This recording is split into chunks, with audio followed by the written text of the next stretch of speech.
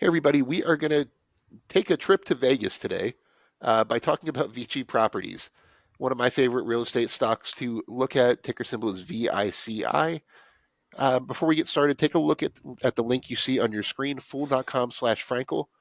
You can get a message from our sponsor, The Motley Fool. You get the top 10 stocks to buy right now. It's the best way to support this work we are doing on our channel. Again, that is fool.com/Frankel.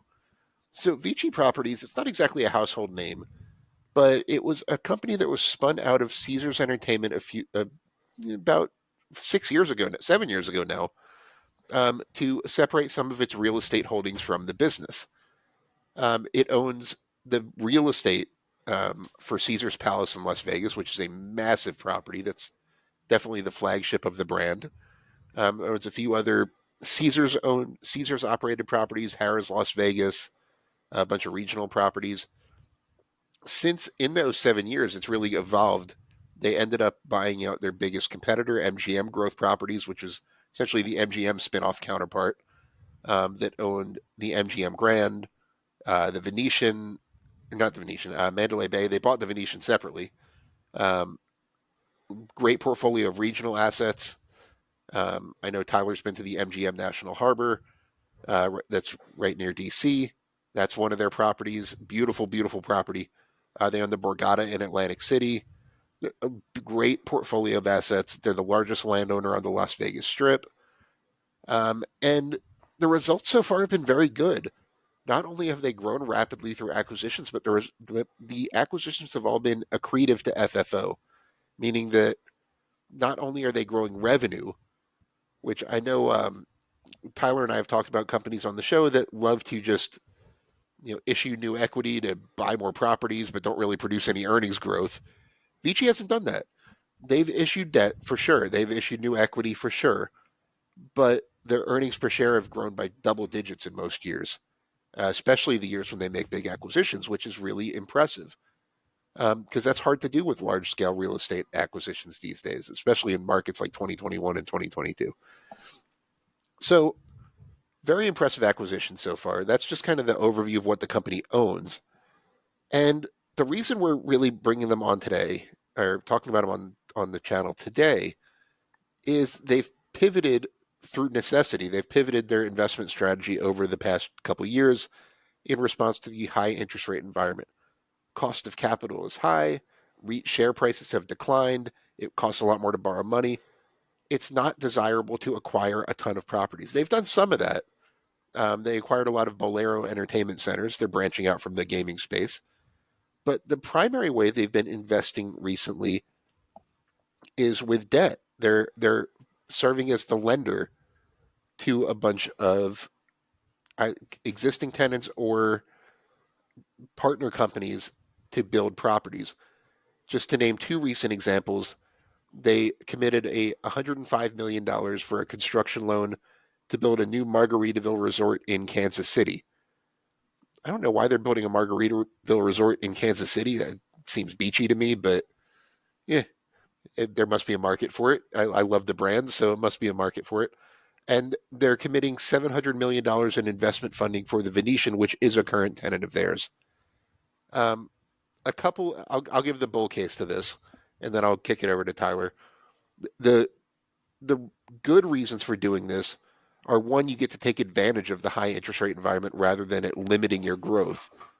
Vici has great credit for a REIT.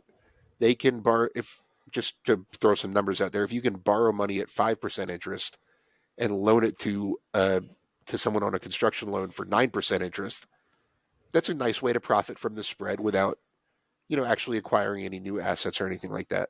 Way to still grow your portfolio, grow your income in a tough environment. And two, it creates a natural acquisition pipeline. Most of the loans that they're making come with either a call option or a right of first refusal to acquire the property if the developer wants to sell it. So that creates a nice growth pipeline for the other side of this when rates start to fall and cost of capital becomes more attractive. So there's no perfect investment strategy. Um, and Tyler always likes to bring me back down to earth when I like to start to really love what a company's doing. So Tyler, what are your I'm thoughts just on here to this? poke holes. I'm just here to poke Yeah, holes and for you. I like that. Hey, I always say if you don't know the other side, maybe if you don't know the bear case of your investment, you haven't done enough research. So you help me do that. So I, I'm not completely against the idea of, doing construction loans to your properties, because when we talk about gaming properties, I think there's this, I would call it, I think there's a little bit of a misconception when it comes to the Vegas casino scene, where there's like this idea of these being these iconic properties that are just going to be there forever. But that's not really the case. These properties remain iconic because you have to plow a lot of money into them to keep them up to date. Because if they're not up to date and have the most recent amenities and kind of like stay up with the times, you end up with a circus, and then that thing gets imploded and built on with something else by another developer later in time. And that's just not as attractive. It happens at Vegas, but you really don't want to see it because that's expensive. And if you were to, if you were a Vici Properties who all of a sudden, like, oh crap, the Venetian is, being held together with bubble gum and duct tape. We need to blow it up and build something new on the property. Then all of a sudden you're looking at multiple years with no rent. So you can definitely see the appeal of like, look, let's keep these things up and running. Let's keep them as modern facilities. We, they can avoid, the investor or the actual operator of the property. I think you said for the Venetian, it's the Las Vegas Sands, correct? Yeah. So with that, you have the idea of being like, look, you have a pretty good creditor, but they probably don't want to take out a construction loan. Construction loans are super expensive and they're like interest only, and then you have to make a gigantic bubble payment at the end to that just doesn't make sense. When you have the hard asset itself, you can have an amortized loan. Probably your cost of capital is going to be a lot lower. And as a result, it's easier if I own the property to lend you the money and then we'll just build it into the rent. It's quite common in real estate investment trusts. Typically, you don't see $700 million loans to do it, but it's, I think a couple examples of it that has been done, and it works.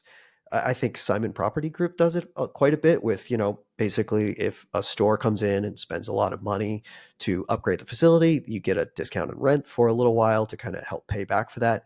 Sometimes it can go sideways.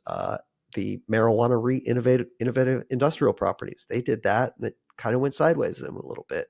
Medical properties did it, went a little sideways for them. So it can get you in trouble if for some reason, like, I don't know, the developer screws something up and you have some operational construction risk, and maybe that $700 million all of a sudden, oh wait, we need another 300. Oh wait, we need another 110. And then all of a sudden you're looking at 1.3 $1.4 billion loan for a facility that's you know, $265 million in annual cash rent. Obviously, it's going to be higher, but at one point, if it keeps going up, then all of a sudden the operator starts to get stretched and then it becomes a little less tenuous.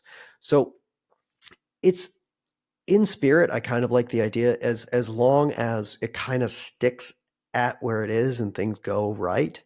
But if things were to go sideways, it could make what is a pretty valuable property in the Vici portfolio. The Venetia alone makes about 9% of annualized rent. If that were to go sideways, that would be a material uh, problem for uh, Vici in the long run. I mean, with the nice thing is that with the MGM resorts and the Caesars properties, which what's that? It's 31 properties and about $2.2 billion in annualized rent. There's enough there that things could be things could be fine. And also, we're starting to see those diversifications outside of gaming properties. With Margaritaville, which it's leisure, but it's not as explicit to gaming. So I maybe that helps. I'm not sure. Those are both still pretty like strength of the economy kind of investments. So I know I'm kind of going wishy-washy here, but I think it's not the slam dunk that it sounds like, but it can work. Yeah, and all that makes sense. There's definitely risk to it. I mean, and construction loans carry high interest rates for a reason. Construction projects run into problems all the time. They're high interest loans for a reason. So keep that in mind. I like that they're doing a good job of growing in a difficult climate for growth. But I do want them to be cautious, and it's something I'll be watching. I want to thank the Motley Fool for sponsoring this video. The Motley Fool is a company that provides investing insight and stock recommendations for investors of all skill sets and risk levels. You all know how much I love researching new stocks and trying to find the next best investment, so I'm proud to partner with the Motley Fool to bring you 10 stock picks from their popular product, Stock Advisor. Stock Advisor has beaten the market by more than 4 times, so go to fool.com/Frankel to get your 10 stock picks now. The Motley Fool Stock Advisor returns are 650% as of April 16th, 2024, and are measured against the S&P 500 returns of 148% as of April 16th, 2024.